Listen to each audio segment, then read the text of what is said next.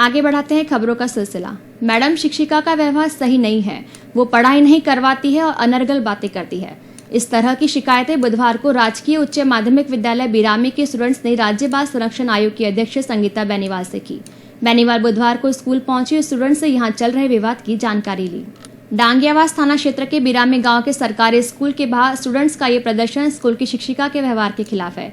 इनका आरोप है कि शिक्षिका का व्यवहार सही नहीं है।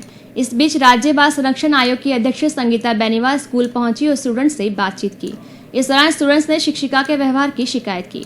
इन्होंने शिक्षक को एपीओ करने पर रोष जताया। स्टूडेंट्स ने कहा कि परीक्षा सिर पर है, अंग्रेजी विषय के शिक्षक को एपीओ कर दिया गया, ऐसे में उन्हें कौन पढ़ाएगा। गौरतलब है कि पिछले दिनों स्कूल के एक शिक्षक और शिक्षिका के बीच हुए विवाद के बाद शिक्षिका ने शिक्षक के खिलाफ छेड़छाड़ का मुकदमा दर्ज करवाया था।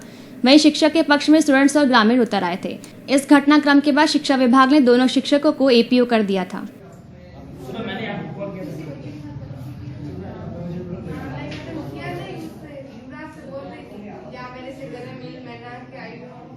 और वो आके भाग गया और उसके पीछे मैडम भाग गई। तो मैंने आपको जो मैंने उसका वीडियो सेंड किया था।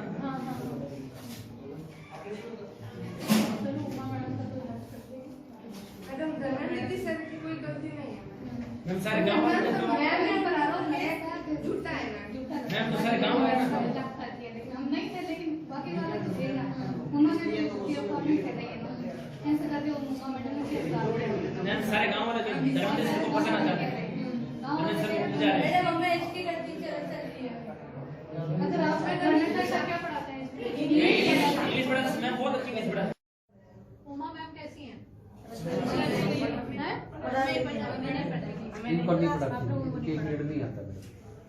आज पिछले 2 दिनों से यहाँ के जो बच्चे हैं उनका टेलीफोन और गांववासियों का टेलीफोन आ रहा था लगातार।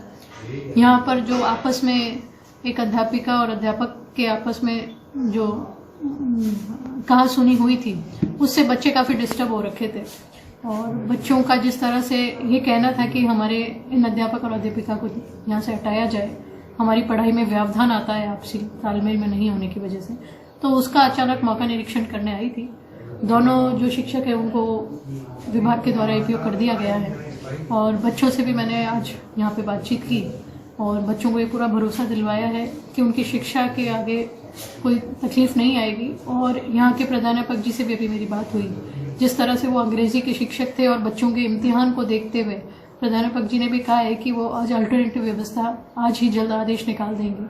और जो अध्यापक और अध्यापिका के द्वारा इस तरह का माहौल स्कूल में किया गया है, क्योंकि अपन विद्यालय को अपना प्रथम पाठशाला मानते हैं, बच्चा यहीं से सीखता है और यहाँ के जो मुखिया इस तरह से आपस में लड़ते हैं तो बहुत दुख की और गंभीर बात है। तो उन बच्चों को, उन शिक्षकों को तुरंत प्रभाव से एपीओ कर दिया गया है।